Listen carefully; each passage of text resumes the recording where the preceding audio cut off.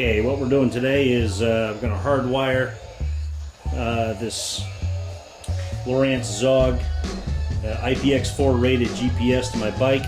It's a 2008 KLR, and as you can see, I've already removed the side panels, seat, and the tank. You're going to need an 8mm to get all the side panels and the plastic loosened up front to get the tank out, and then you're going to need a 10mm to get your seat off and get the tank out of there, and of course disconnect all the fuel lines and whatnot. And then I'm going to run that lead, put an inline fuse on that positive, that hot wire, run it forward in that cable way up underneath that frame tube, and bring it up on the right side of that the ignition switch set up front.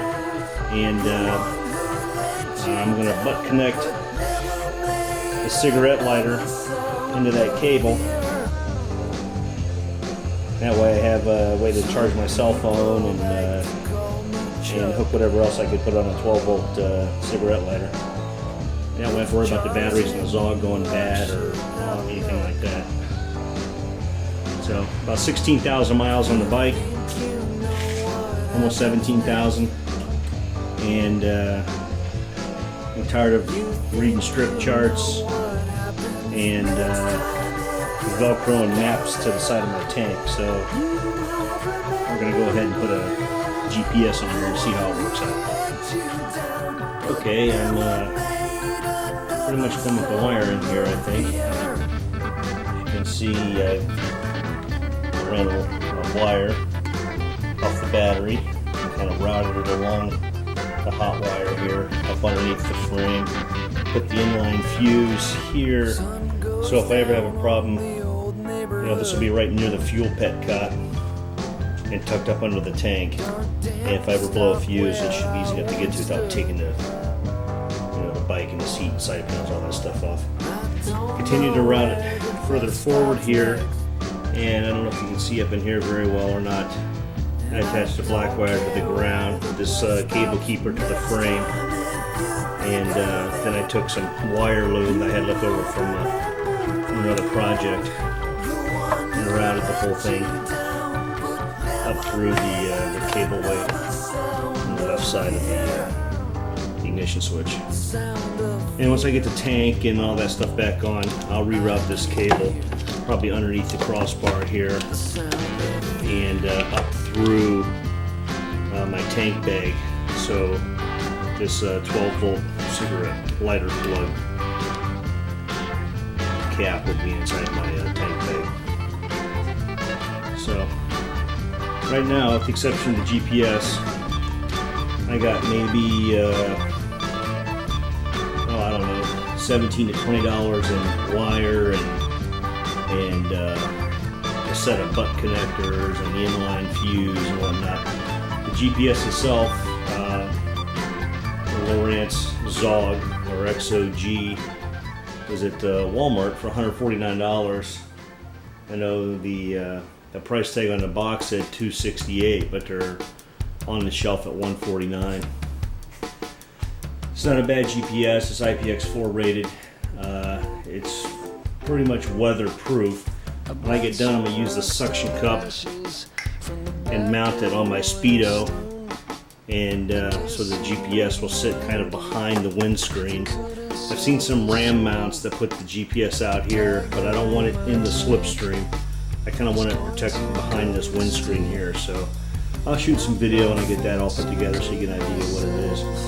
But for $149, I don't think there's anything else out there close that compares to the capability for the price and the weather rating. I know it's not full-on waterproof, but it'll get you through light rain or even heavy rain if you put a Ziploc baggie over it or something like that. Anyhow, let's button this thing back up. Okay, I get everything buttoned up here. Tank's back on, seat's on, all the wires are tucked.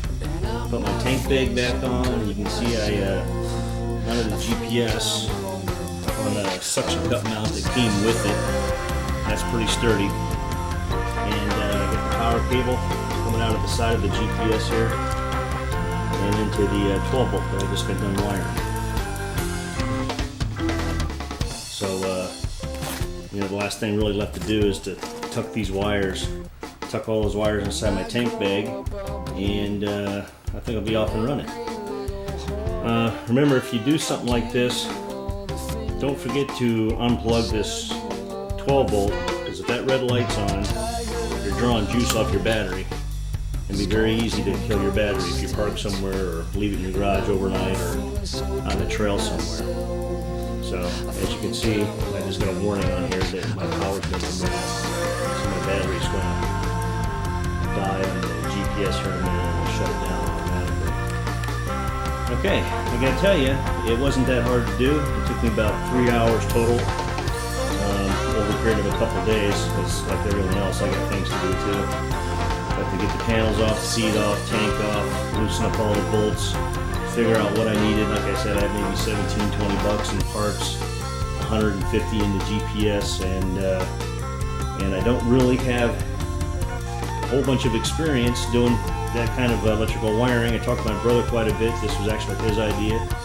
He's mounted his the same way, and he gave me a couple pointers on the phone, and those pointers are basically what I've already pointed out in the video, and I'm pretty certain that anybody with a standard set of tools could probably do this on their own in just a matter of a couple hours. Just take your time, think the process through, get a shopping list, go to the store, get what you need the first time, and dig right in there and do it.